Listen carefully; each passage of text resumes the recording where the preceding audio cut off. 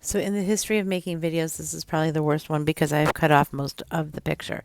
But you are going to see, I'm going to make the lightest brown possible. Again, mixing water with with brown to make the lightest brown possible.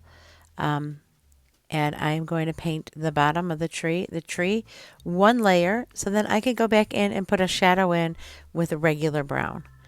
And I know I cut off most of my picture and I'm terribly sorry. This is quite possibly the worst video I've ever made. But I go in and I very carefully paint in just the brown branches on the picture. And then I go in with regular brown paint. I use the dark brown. I use it right out of the pot, and I can go in and I could put a shadow along each of the branches. So now I have a second choice. I can go from a lighter brown to a darker brown, which is a really nice option, and it really gives it some depth. And I do that on each and every brush. And each and every branch. And along the edges. And on just one half. So just do it on the bottom part. And if I do it all on the left so that the sun is coming all from the left side. I mean, the sun's coming from the right, so I do it on the bottom side. So then I'm going to do my flowers in layers, and I do the lightest color first.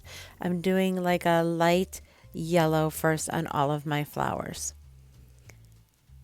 Same way I did before. I'm doing a wash, a light yellow wash, and then you're going to see I'm going to do like a light red wash, and it really just gives it some depth.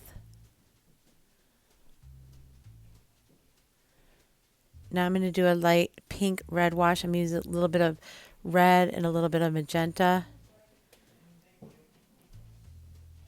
And you can only see a few flowers because, like I said, this is the world's worst video.